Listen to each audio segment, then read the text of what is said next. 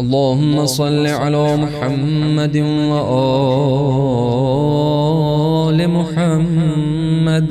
بسم الله الرحمن الرحيم. اللهم اجعلني فيه من المتوكلين عليك،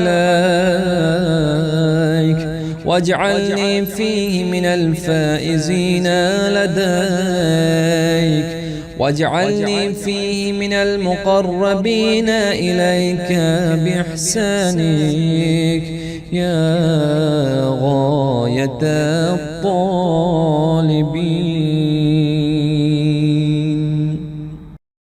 اے معبود، آج کے دن مجھے ان لوگوں میں رکھ جو تجھ پر بھروسہ کرتے ہیں، اس میں مجھے ان میں قرار دے جو تیرے حضور کامیاب ہیں، اور اس میں اپنے احسان و کرم سے مجھے اپنے نزدیکی لوگوں میں قرار دے، اے طلبگاروں کے مقصود۔ صلی وسلم